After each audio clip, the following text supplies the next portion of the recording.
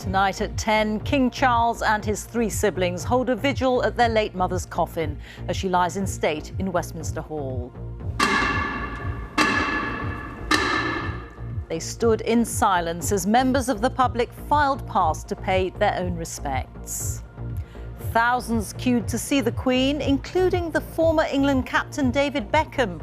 Everyone was moved by their experience. I wouldn't have missed it for the world. Fantastic. I've never been so humbled. I don't really have the words to describe how I feel. She is the only Queen I've ever known. And this is the scene right now, with people continuing to queue despite an onset of colder weather tonight and waiting times of almost 20 hours. Earlier, the King ended his tour of the UK in Cardiff, addressing members of the Welsh Parliament and greeting crowds who came to welcome him. I take up my new duties with immense gratitude for the privilege of having been able to serve as Prince of Wales.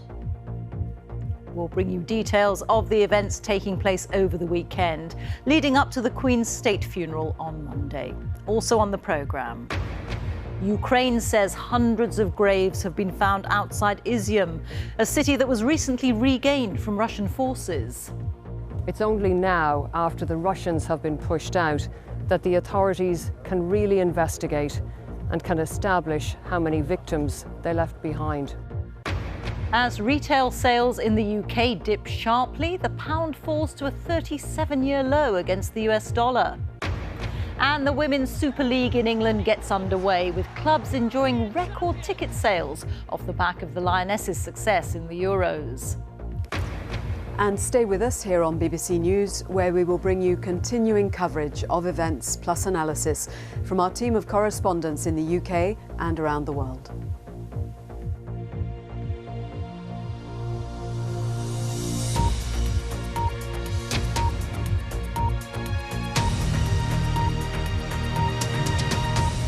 Good evening.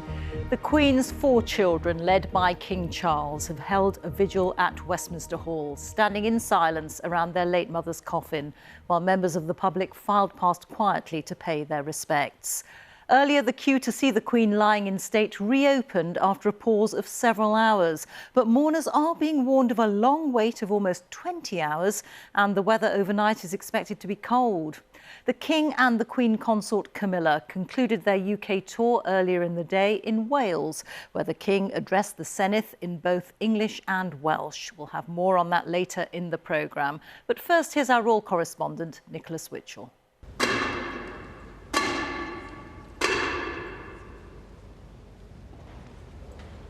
They are 4 people with a unique bond.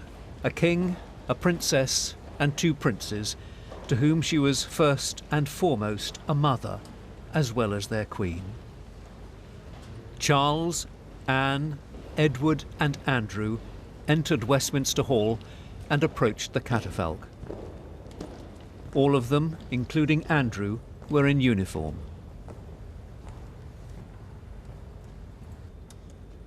The King took his place at the head of the coffin, the Duke of York at the foot, the Princess Royal on one of the flanks, the Earl of Wessex on the other. They stood with their heads bowed.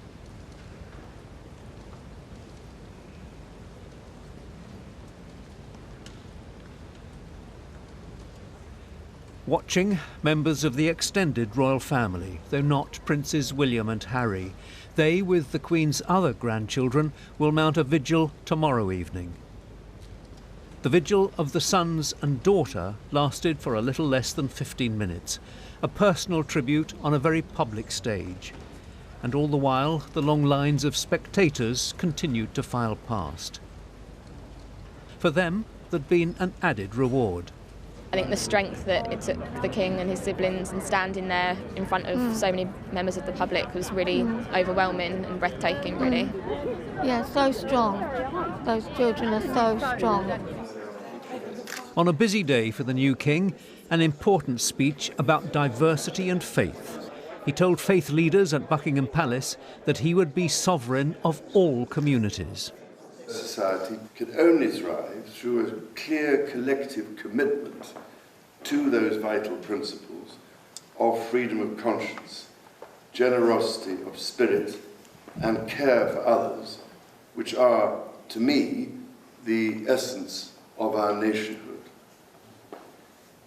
I am determined as King to preserve and promote those principles across all communities and for all beliefs with all my heart. And while the new king sets the tone for his reign, those who served the Queen for many years are reflecting on the public reaction to her death. Extraordinarily humbling, I think, is the first word that comes to mind. It's been so beautifully organised, this ability for thousands of people to pay this tribute. And I do think that that is an essential part of this 10-day mourning period, this contact between us, the people, and our departed Queen. On Monday, the state funeral will take place when the Queen's coffin will be borne to Westminster Abbey on a gun carriage. I think it'll be hugely important. It will be the culmination of this long period. It will be, I believe, intensely moving, deeply solemn, but a moment, I think, of a real moment of national catharsis.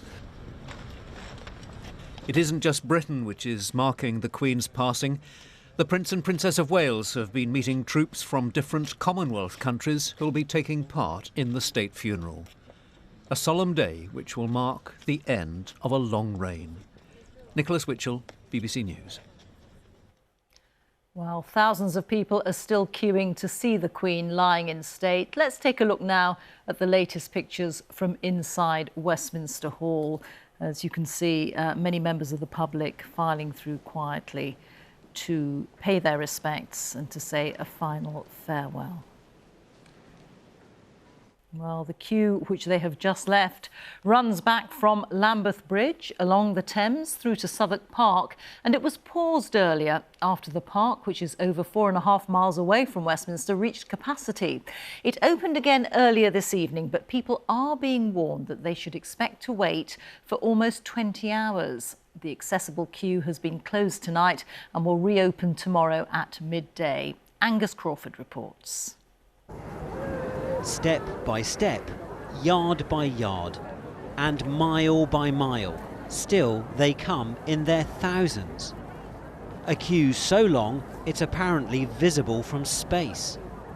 Here, the very start, in Southwark Park. Guys, sorry, we're closed now.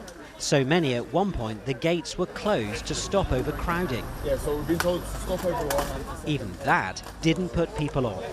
We've come from Birmingham and our plans are quite simply to stay here until the gates open. We're tough, we're not worried about it. We would, we want to pay our respects.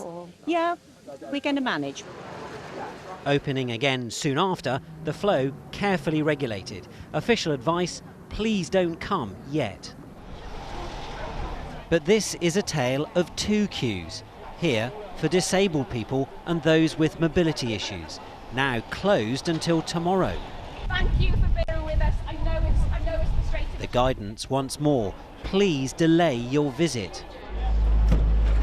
Pat Halpin has been a volunteer for 50 years. I've never seen anything like this. We've planned this for a long time. You know, we are working with numerous agencies across, so you're in safe hands, you're in good hands. By late afternoon, they treated more than 100 people for mostly minor ailments. Day turns to night. The temperatures drop, but the stream of people flows on. This line snakes hundreds of metres around the park, but for those who've been lucky enough to get this far, they've been warned that they may not get to Westminster Hall until at least lunchtime tomorrow. She served my country for 70 years. I mean, what's 2 days of my time at most? You know, I think it's, it's a once in a lifetime opportunity, isn't it? It's something that I can tell my kids, my grandkids. Look at everybody. Everybody's come together to do Everyone this. is coming from all over the world, not even from Commonwealth, but from other countries. She was just an icon for everybody. The working week done, the line can only grow. A moment in history no one here is prepared to miss. Angus Crawford, BBC News. Let's go over now to our correspondent Leila Nathu, who's in Southwark Park, which is the start of the queue. Leila. Rita, the temperature has dropped here in Southwark Park, but there is a continuous stream of people filing into the park, zigzagging along and being shepherded through and out of the other side. The process is well managed. There's a bit more of a police presence here tonight, and the atmosphere is very upbeat. Spirits are high. There's a lot of chatter in the queue. Many people I spoke to tonight felt they simply had to come and weren't really sure what lay ahead. They felt they came at the first opportunity at the end of the working week. Now, two people who have made that journey and come along to the queue tonight are joining us now. We've got Jan Perks and her daughter Megan Hare. Jan and Megan, thanks for joining us. What made you come for the night shift? Yes, we felt that we had to come. We'd said right from the beginning that we wanted to come. We decided after work today, and then obviously all the news about the queue being closed, but we made the decision just to come up. We left home not knowing whether the queue was open or not, but decided it was the right thing for us to come up tonight because it's our first opportunity to be here. And what are you expecting when you get to the other side? I just think it's going to be a very moving moment, and definitely worth the wait. Incredibly emotional, I can imagine. Jan, Megan, thanks so much for joining us. Good luck for the night ahead. Thank you. Well, the official guidance remains for people to be prepared for a 22-hour wait and for cold temperatures overnight. But certainly for Jan, Megan, everyone here, the wait will be worth it. Leila, many thanks. During the day, thousands waited patiently to be allowed in, including David Beckham, who had spent the night queuing to pay his respects. Our correspondent Chichi Uzundu is at the front of the queue. Chichi. Yes, Rita, and you can see the people behind me are just the first batch of people coming in from Southwark Park. For them, this is the moment. This is what they've been waiting for. The goal is to see the Queen lying in state, but they've told us time and time again that that's not just the only experience that they're experiencing here during this time. They're experiencing meeting new people, making new friends, and of course doing that very quintessentially British thing, joining a very long queue. All day they came, hour after hour, mile after mile. Night and day, the queue continues. Not long now, sun's out, keep smiling. Tiring and arduous, everyone had their own way of coping, including David Beckham. We're eating Pringles, we're eating sherbet lemons, we're eating sandwiches, having coffee, so donuts. Yeah. We all got here, 12 hours. 12 hours. And how's it been on the knees? Because we've seen you Knees are okay for the back. Something like this today is meant to be shared together.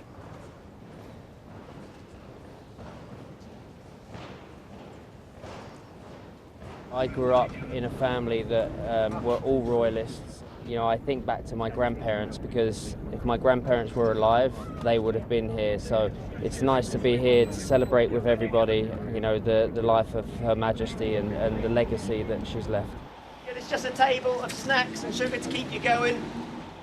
This is a journey hundreds of thousands will make, past famous landmarks, documenting their experience any way they can. I'm in awe of the people in this queue, and I thought, well, I'd like to come down and capture them rather than landmarks and pomp and ceremony, because that's a real story for me. Afterwards, yeah. Oh, wow. Party animal. Among those people, we met Abigail and her new friends.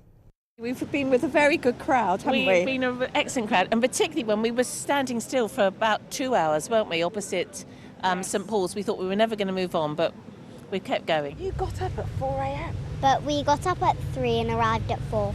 We're still smiling. Yes. But for Roy, it's fewer smiles and more contemplation.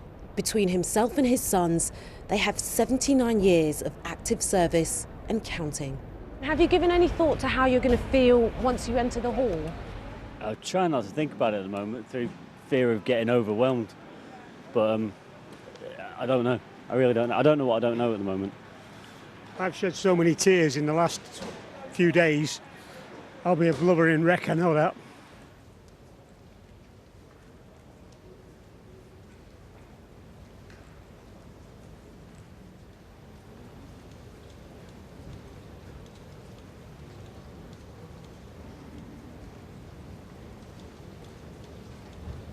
It was amazing. It was beautiful. The sun was streaming in. It was very poignant, obviously.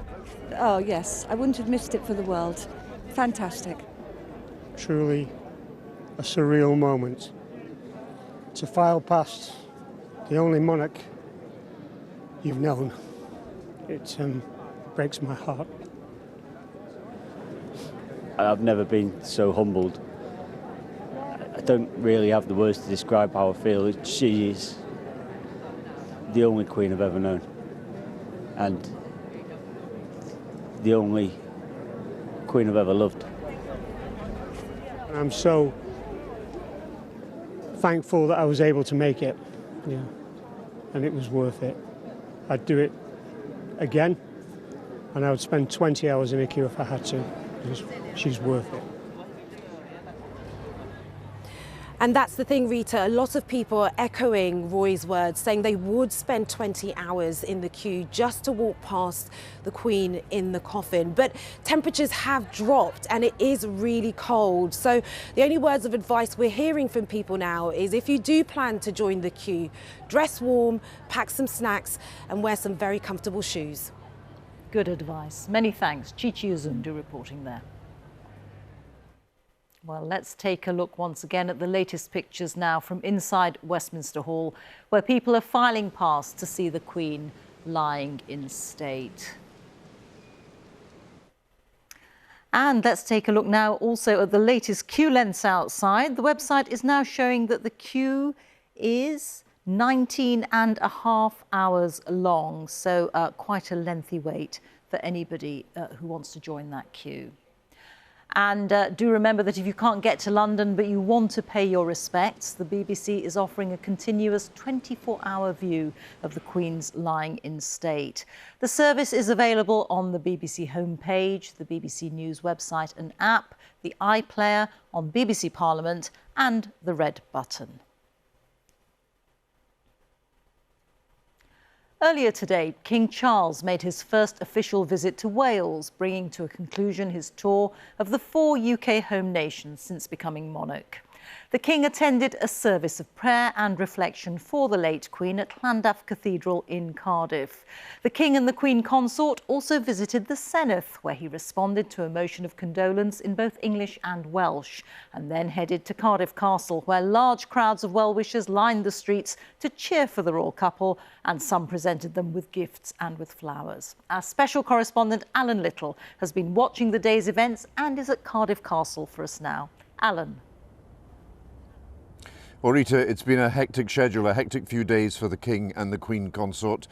The new King has spent the first week of his reign reaching out to hug the devolved nations of the United Kingdom very close. This last visit of the tour to the country whose title, he said, he'd been proud to carry for more than half a century, the title of Prince of Wales, a title that he now passes to his own heir. Expressions of affection for the devolved nations, Scotland, Northern Ireland and Wales, have been a hallmark of this tour, but so too have been gestures and statements of respect for the distinctive traditions and character of those nations. The same was true of the reign of his mother, the late Queen.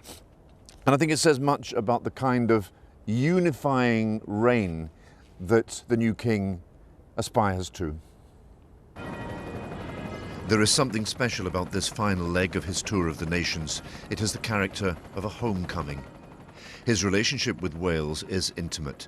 As a student, he studied the Welsh language and spoke Welsh at his investiture as Prince of Wales in 1969. Many of the people he met today have known him for years.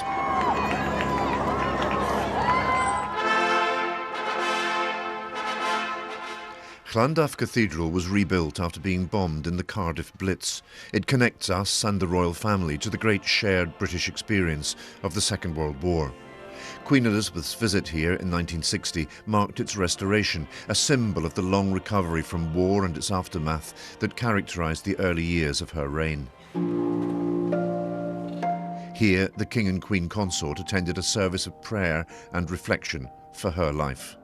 A nawr o arglwydd fy niw, gwnaethos dy was yn frenin, yn llef yn had Dafydd, a minnau'n llanc, ifanc, dibrofiad.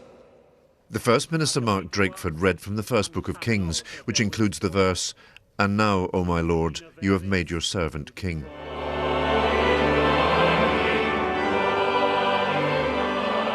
Welsh was confirmed as an official language here only in 2011. It is strengthening in this age of devolved government.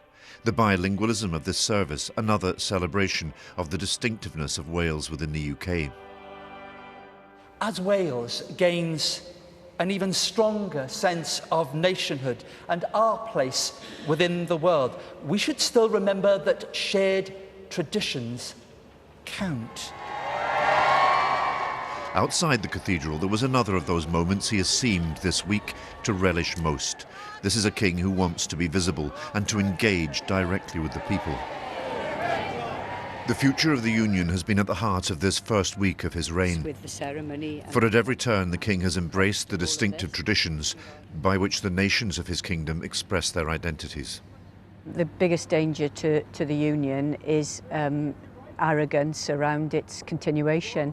I suspect the monarchy has got perhaps even greater sensitivity than politicians to this, because there's a real sense of understanding that the cultural and political heritages of each of the nations is very different.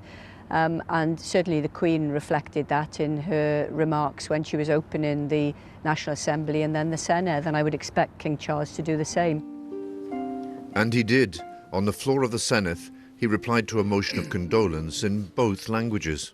Through all the years of her reign, the land of Wales could not have been closer to my mother's heart. Roedd lle arbennig I Gymru yn uchelon. I know she took immense pride in your many great achievements, even as she also felt with you deeply in time of sorrow. It must surely be counted the greatest privilege to belong to a land that could inspire such devotion. I am resolved to honour that selfless example in the spirit of the words by which I have always tried to live my own life. Ich dien, I serve.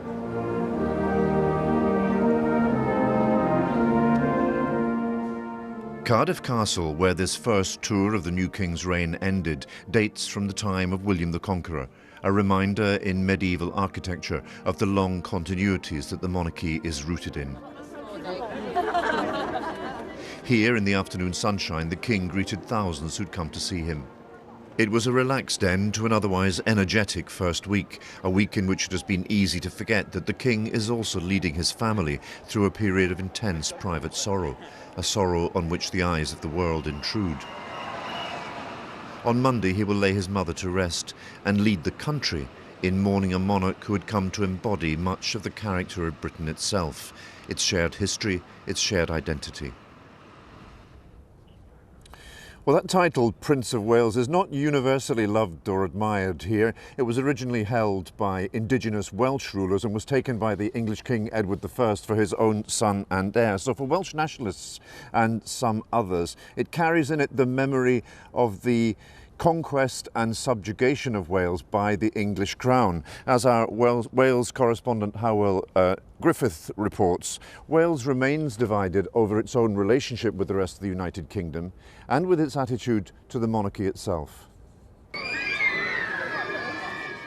Filled with fervour, in allegiance or in anger, each came with their own reason to witness a piece of history. The cheers sang out alongside the jeers most wanted to welcome a man who, for the first time, came to Wales as monarch. They also wanted to remember his mother. Fantastic. How could we miss this occasion? Very, very special to see the King and the Queen concert, and what a very sad but a very emotional week we've had. Well, it's a really important time really for us and for the King, because, you know, to pay our respect. If we can't go to London, obviously we can come here. Oh, I actually came here because of my son, because his name is Charles, so he really wants to see the King. Yeah, proud Welshman, but a royalist as well, obviously. And the two things can go together? Yeah, definitely, I think, without doubt, yeah. But others do have their doubts and held a silent protest, respecting the Queen's passing, but resisting what's followed. I don't believe that someone should be born into a position of power to rule over us.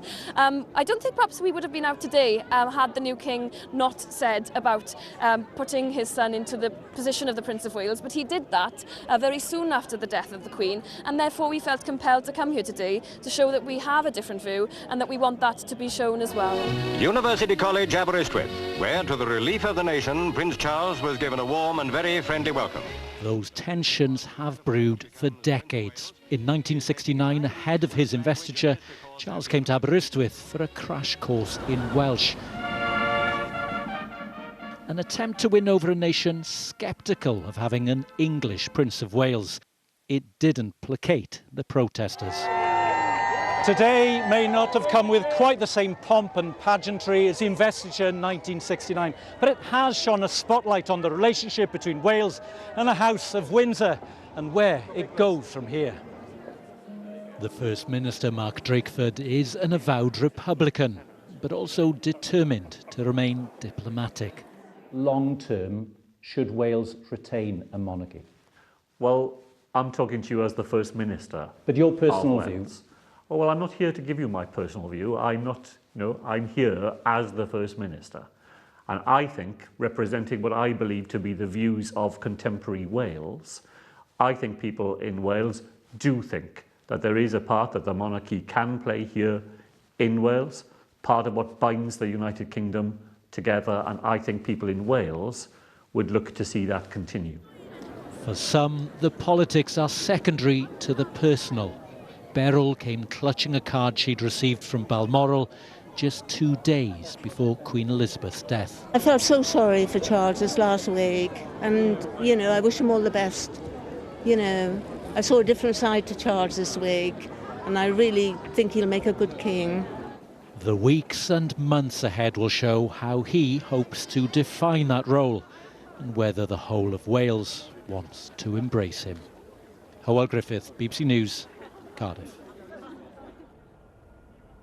Well, the King has done two things simultaneously this week that reveal something about the kind of monarch he seeks to be. First, he's led the country in the ritualising of its sorrow, and that sorrow has been expressed quietly in the streets as people gathered to watch the Queen's coffin pass by on its route, and those who are queuing tonight in London and who queued earlier in the week in Edinburgh to file past the coffin as it lay in rest and lay in state.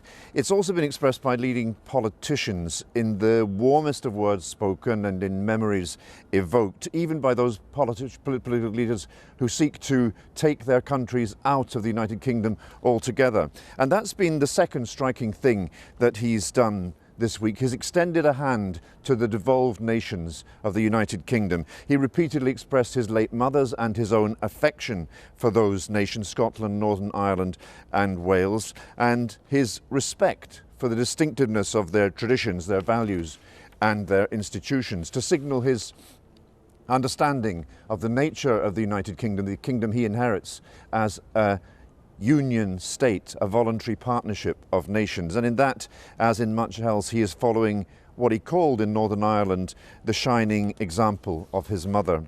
We've also watched that central tenet of constitutional monarchy, the smooth passage of the crown from mother to son, played out in public. So alongside the sense of loss, there is also the public expectation of continuity. Queen Elizabeth came to embody a certain conception of Britain itself, a shared history and identity. What will endure of that when this period of mourning is over and in the years that lie ahead? Well, the King has given us this week, I think, a sense of how he intends to fill the space in the country's life and the country's affections that the loss of his mother leaves behind. Rita. Alan, thank you. Our special correspondent, Alan Little, there. Now to the day's other main news. And Ukraine's President Zelensky has accused Russia of committing war crimes in territory recently retaken by Ukrainian forces in the northeast of the country. Officials say that they found more than 400 graves containing civilians and around 20 soldiers who are said to have had their hands bound. They were discovered in the city of Izium, which Russian forces captured in April. Ukraine says the bodies will be exhumed and sent for forensic examination. Izium is among the areas back in Ukrainian hands after significant territorial gains in recent days, although heavy fighting is continuing in the areas shown in circles here. Our correspondent Ola Girin has sent this report from Izium, and it contains some distressing images. Under the pine trees of Izium, a war crimes investigation. This burial site has more than 400 graves, now being exhumed, the earth starting to give up its secrets. But the prosecutor here already claiming that one way or another, Russia killed virtually all of the dead.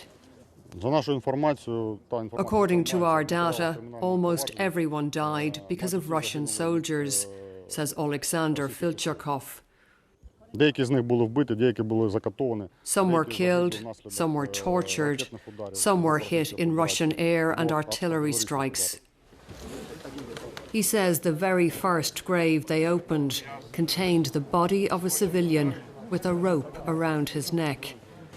Almost all the dead here are said to be civilians, women and children among them. But a senior official told us there was one mass grave with more than 20 soldiers. Some had their hands bound and bore signs of torture. For those at the scene, it was hard to take.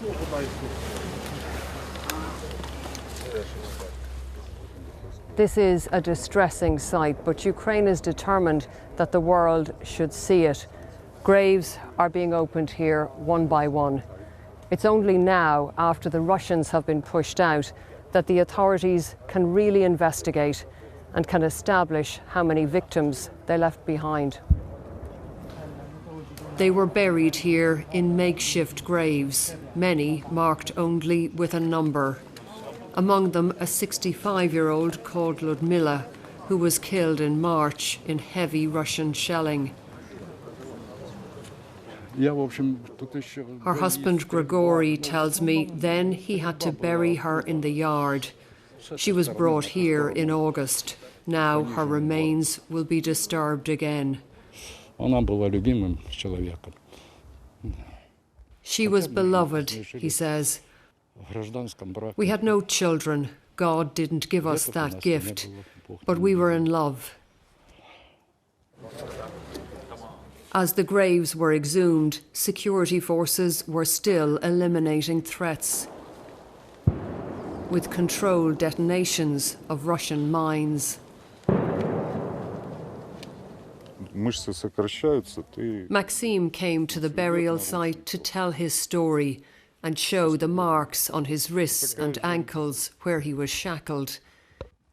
He says he was held by the Russians for a week earlier this month and tortured with electric shocks. They connected wires, he tells me. You start shaking and trying to set yourself free. I fell from my chair. It was very painful. I asked my cellmates how long I was gone. They said 40 minutes. I think after 15 or 20 minutes, you pass out. As the day wore on, workers from the emergency services were drained by their labours. But they expect to be digging at more sites like this in other areas recently taken back from the Russians. Orla Gearan, BBC News, Izium. Well, joining me now is our international editor, Jeremy Bowen. Jeremy, some disturbing material there, but do we really know what has happened?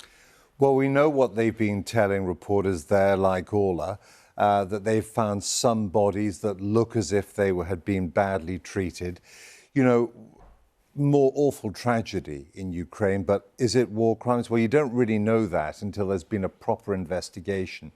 In previous wars, there were big forensic operations opening these graves to try and really treat them like a crime scene, to try and find out what happened, and full examinations of the corpses. And certainly over the years, the one thing I'd say about that is that you saw those lines of crosses. Now, over the years as a journalist, I've seen quite a few massacres in places, and it's quite rare that they would bury people who were killed illegally, unlawfully, in individual graves like that and keep a record.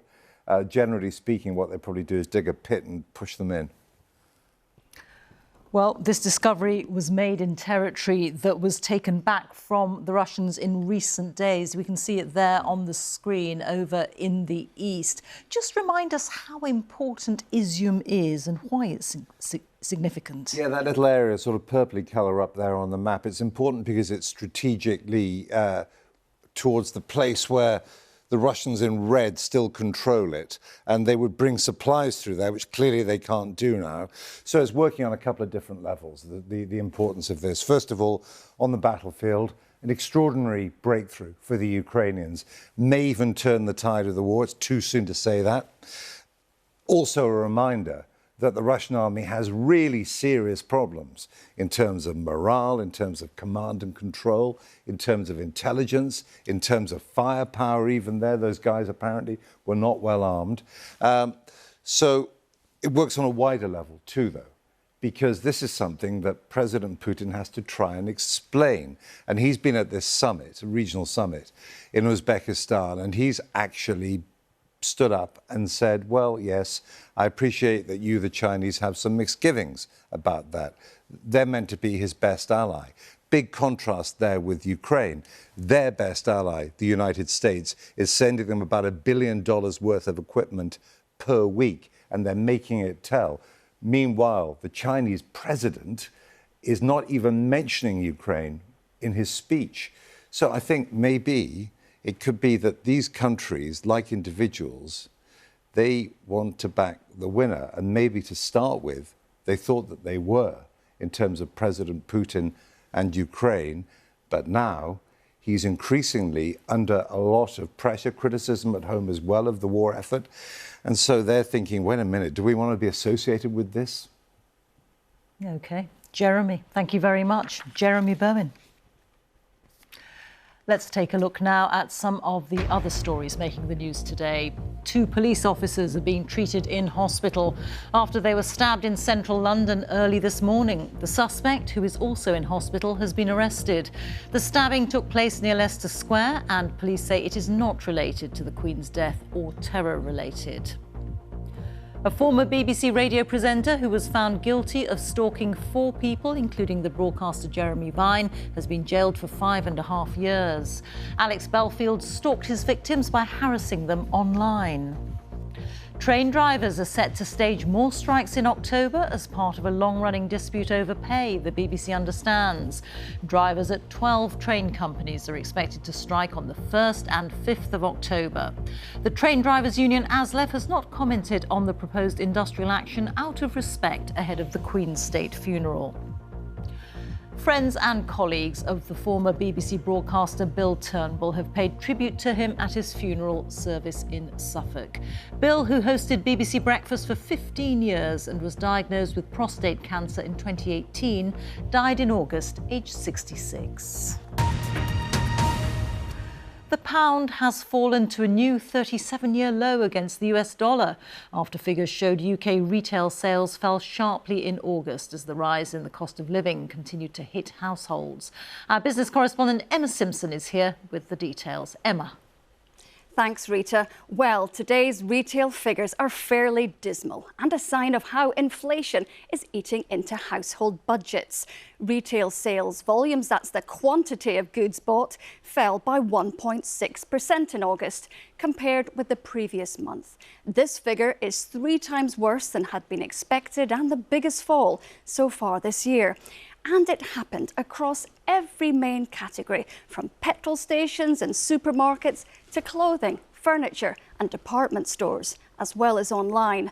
With soaring prices, consumers are buying less and focusing more on everyday essentials. The figures have heightened fears that the economy is already in or heading for a recession, prompting a further fall in the pound.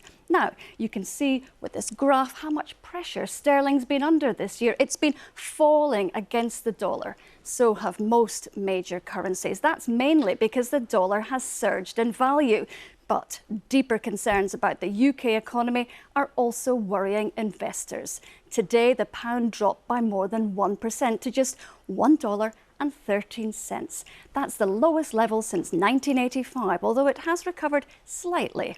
The pressure is now on for policymakers, from the Bank of England and its decision on interest rates next Thursday to the new Chancellor's mini-budget the day after, when more details are expected on the government's new energy support package, as well as Liz Truss's promised tax cuts, which she hopes will get the tills ringing.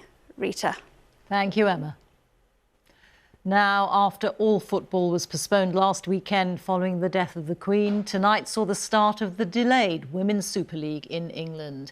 It's hoped that the new domestic season will build on the success of the Lionesses in the summer at what could be a pivotal point in the women's game. Here's our sports reporter, Joe Curry.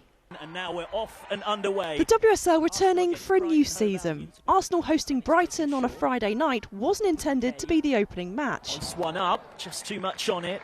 But in front of a sellout crowd of 3,000, last year's runners-up Arsenal got their campaign off to a 4-0 winning start, which included a brace from Beth Mead. Miedema's reverse ball for Mead! 3-0 Arsenal! Arsenal might have a fourth. It comes back for Mead. Lovely turn. And fans who came to watch tonight said their hopes for the new season were high. I've heard that tonight it's already sold out, so it's great to see more fans getting involved and coming to games. There's going to be quite a bit of competition compared to previous seasons. I think it might be a bit closer with the title race and everything. I'm really excited because England have won the Euro, so I think it's a great opportunity to embrace the Women's Super League. England, European champions! This summer, England lit up the nation when they were crowned European champions at Wembley. The players were then hoping to bring some of that magic to this year's domestic league. It had been due to begin when Spurs hosted Manchester United at the Tottenham Hotspur Stadium last Saturday. The death of the Queen, however, meant the start of the season was postponed, with huge implications. Instead, the season started here at Boreham Wood, and whilst this game wasn't televised, the players, it seems, knows it's a moment that needs to be seized. We have a constant responsibility that we're aware of to grow the game. I don't know if we'll ever stop. I don't know if we'll ever get to a point where we sort of think, OK, we're good now and we can just really enjoy the football. We always want more, we always want better for the girls that are coming behind us, almost to pay respect to those that have come before as well, like that what they did has led us to this moment. The Euros have been described as a game-changing moment for the sport, with record ticket sales already being recorded for this season. The challenge now, though, is how do clubs harness the support? We need to manage the growth. Just throwing money at it isn't going to do it. It needs to be developmentally managed. So what we don't want to go is go up really quickly and then burst and come down again. We want to go up really carefully and steadily. So I'm really optimistic we can do that. While the launch of the WSL's new season has no doubt been impacted by the postponements, it's hoped that fans new and old will turn out for what should be a special weekend, albeit later than planned. Joe Curry, BBC News. Let's return now to our coverage of the Queen's death and bring you up to date with the latest on what will be happening over the weekend. Tomorrow evening, the Queen's grandchildren, including the Prince of Wales and the Duke of Sussex, will take part in a vigil beside the Queen's coffin in Westminster Hall. A 1-minute silence to reflect on the life and legacy of the Queen will be held across the UK on Sunday evening at 8 p.m. That is the night before the Queen's funeral. On Monday, the state funeral for the Queen will take place at Westminster Abbey, with the service starting at 11 o'clock. A 2-minute silence will be held as the service ends just before noon. The route for the Queen's funeral procession to Windsor from London was revealed today. The procession will travel from Wellington Arch in central London, past Heathrow Airport, before arriving at Windsor Castle. The final part of the procession up Windsor's famous Long Walk is expected to be done on foot. A committal service will then take place at 4 o'clock in St George's Chapel before the Queen is buried alongside the Duke of Edinburgh in a private burial service at 7:30. Well, around 500 heads of state, dignitaries and members of royal families from around the world will be attending the Queen's funeral at Westminster Abbey. It'll be one of the biggest security and logistical challenges that the country has ever seen, as our diplomatic correspondent James Landale reports. This ancient abbey may be the stage for an historic state funeral on Monday, but it will also play host to an extraordinary assembly of world leaders. Hundreds of foreign dignitaries come to mourn the Queen, but also attend a diplomatic gathering, the like of which not seen for decades. They'll have a chance to attend the lying in state at Westminster Hall. This afternoon, Jacinda Ardern, the Prime Minister of New Zealand, was among the first foreign leaders to pay their respects. And on Sunday, they'll go to a reception with the King at Buckingham Palace. They'll also be able to sign a book of condolence down the road at Lancaster House. All this is going to require a huge amount of security. Oh, it's just enormous. I think the scale of those involved in the full ceremonial is into the thousands. In addition to everything that's happening in the funeral, we've got world leaders coming from all over the world who, of course, need to be sure of their own protection, and we need to make sure that this is an enormous event that can pass off safely and securely.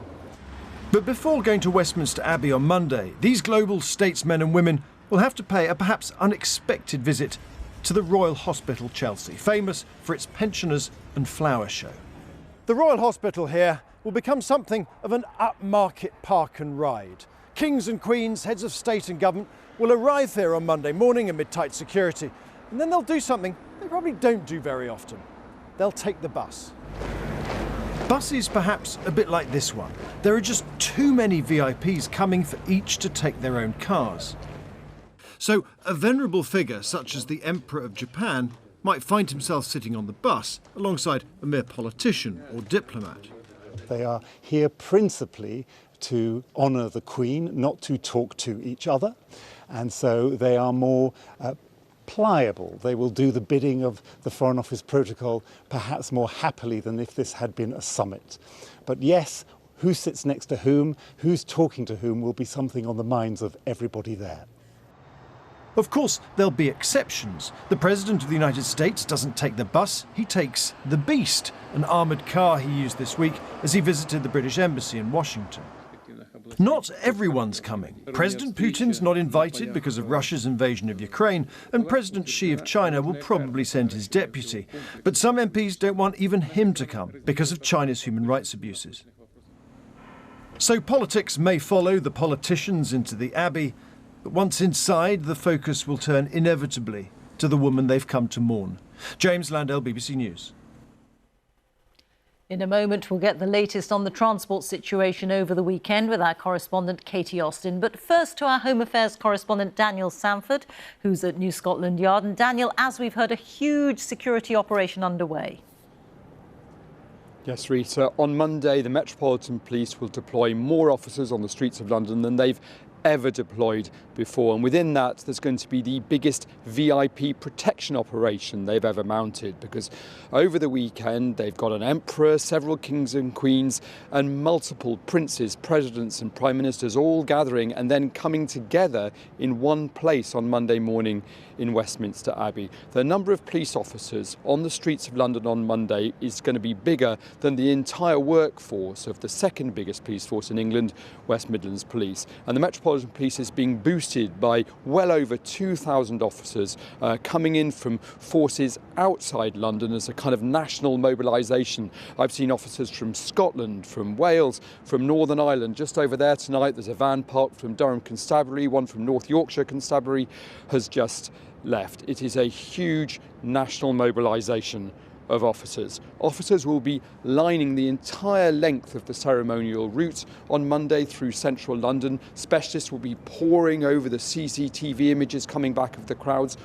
Other officers will be mingling with the crowds, looking for any telltale changes of behaviour. There'll be firearms officers on rooftops, and of course there'll be police officers manning road closures and patrolling the River Thames. Every lamppost within the ceremonial area is currently being opened, checked for any hidden explosive device, and then closed again and sealed. Of course, none of this is new. It has all been done before, but it's never been done before on this kind of scale. And in fact, leaders here at Scotland Yard aren't sure that they're ever going to mount a security operation like this ever again. And Katie, you're inside Waterloo Station for us. What are we expecting over the coming days? Well, the pressure on London's transport network is expected to grow over the weekend and on Monday, the day of that state funeral. London's Transport Commissioner told me today the biggest transport challenge is yet to come, with potentially 1 million people coming into central London. But he said a lot of preparation and planning has been done to manage the situation with extra services and staff where possible.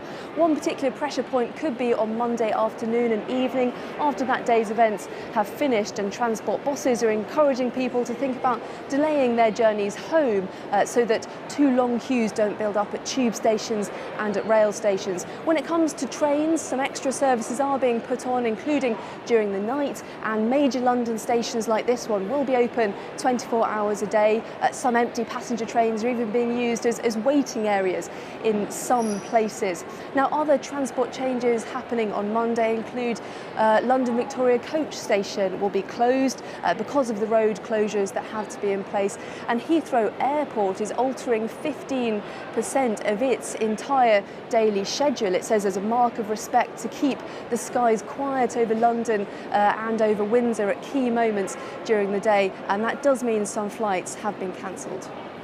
Katie, thank you. Katie Austin reporting, and thanks to Daniel Sanford. Queen Elizabeth had a special relationship with South Africa, a country she visited as a princess on her first trip to Africa.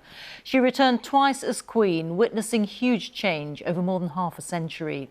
Some South Africans have quietly mourned the Queen's death, remembering in particular her friendly relations with Nelson Mandela after the overthrow of white majority rule. But others point less fondly to the enduring legacy of Britain's empire in Africa. Andrew Harding reports now from Cape Town. It's 1947 and a converted warship is taking the royal family to the southern tip of Britain's vast African empire. Sunshine, good food, everything that goes to make the perfect holiday. On board, in holiday spirits, 2 princesses, Elizabeth and Margaret. But once ashore in Cape Town, Elizabeth turns 21 and reflects earnestly on her future role as Queen. I declare before you all that my whole life, whether it be long or short, shall be devoted to your service and to the service of our great imperial family to which we all belong. Amid the crowds at her birthday party that night, a black guest, a young ballet dancer, now 94 years old. I felt absolutely enraptured, honoured, overwhelmed to see her on her 21st birthday. Johar Mossaval would later dance at the Queen's coronation. I danced a solo for Her Majesty Queen Elizabeth II. The first black dancer in the Royal Ballet in Company. In the world, in the Royal Ballet, yes. The 1947 Royal Tour was declared a success. White crowds lining the streets of colonial Cape Town. These events in South Africa are being watched by the whole world. They will silence many voices which have been all too ready to say that the day of the British Empire is over. But in truth, that global empire was already crumbling. Soon after that royal visit, South Africa would lurch away from the Crown and the Commonwealth. A white minority government came to power and introduced a system of apartheid designed to crush the black majority. It would be half a century before Queen Elizabeth would return here to Cape Town. When she did return in 1995, she was met by South Africa's most famous prisoner, now democratically elected president, Nelson Mandela. Now, under your wise and generous leadership, South Africa is emerging onto the world stage. The two regal figures were soon on first-name terms. People would say, how can you say Elizabeth to the Queen? And Mandela would say, but she calls me Nelson, so what's wrong with my calling her Elizabeth?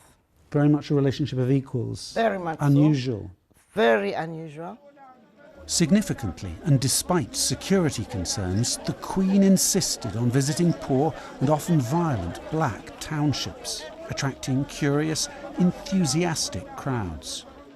So it meant a lot to people here. It meant a lot, yeah. She came to a black township. She came to the black township, yeah. And wasn't scared? She was not scared. She was not scared, yeah. But in the same township today, many remain trapped in poverty. Nothing is getting better here, but there's more violence, crime, poverty, yeah. The young, in particular, inclined to blame their struggles on colonialism. Your grandmother loved the Queen, but you not so much. I wouldn't say I don't like the Queen, no. I just would say the impact of I am looking and I'm facing my everyday reality is because of the impact of colonization. So that is what I'm looking at. So much has changed since Princess Elizabeth first came here. In death, the Queen is now fueling new debates about the legacy of Britain's old African empire. Andrew Harding, BBC News, Cape Town. Let's take a look now at the latest pictures here in London from the queues as thousands of people wait through the night to pay their final respects to Queen Elizabeth. Entry starts at Southwark Park with an almost 20-hour wait to get to the front. And officials are warning that temperatures will be cold, but as you can see, people there are not being deterred. And this is the scene inside Westminster Hall where people are still filing past to see the Queen lying in state. They are people of all ages taking a moment to pay a personal tribute. OK, with more on the weather, here's Helen Willits. Helen. Rita, as you've already mentioned, yes, it is chilly out and about, isn't it, as we've heard at Westminster. And if you're up early in the morning, around dawn, a ground frost is expected, our first widely chilly night of the autumn. Temperatures in parts of Cumbria, Oxfordshire expected to get close to freezing. And it's because the wind is coming down from the north. It's been a brisk wind bringing that Arctic air today into eastern areas and still a few showers overnight tonight. These are the towns and cities. Earlier I showed you rural areas. So it will be quite surprising, I think, how chilly it'll be tomorrow morning. And if you are heading into London, indeed through the weekend, it'll be a little cooler than average by day and certainly so by night, but largely dry on balance. We do still have a few showers though for eastern England, the north and east of Scotland here. That breeze will continue to ease away. It's more likely that we'll see some patchy fog across Northern Ireland, so not quite as chilly here as last night, but some fine sunshine tomorrow. A bit more cloud across Scotland, temperatures on a par with those of today, so feeling pleasant as the winds start to ease, particularly so near the North Sea coast. And then tomorrow night, because we're introducing more cloud tomorrow across Scotland and the north and a few showers, the way will be more cloud tomorrow night, so it won't be quite as chilly on Sunday morning. It means that we might have a bit more cloud on Sunday and also perhaps one or two more showers, northwestern parts of England and Wales, perhaps a few more back into East Anglia as well, and one or two for Scotland and Northern Ireland. But again, with the light winds, we might have some morning fog, but by the afternoon, into the mid to high teens. Then the high pressure does move in on Monday, so I think we'll pick up more of a fog problem as we go into the beginning of next week, even though there could be some around through the weekend as well. But again, just a bit more cloud around, a few showers. There is the outside chance for London of a shower on Monday, but I think on balance for most of us, the rain should stay away until Tuesday, Rita. Thank you very much, Helen. And that is all from us here on the BBC News at 10. There's much more on all of today's main stories on the BBC website. Now it's time to join our colleagues across the nations and regions for the news where you are. Have a very good night. Bye-bye.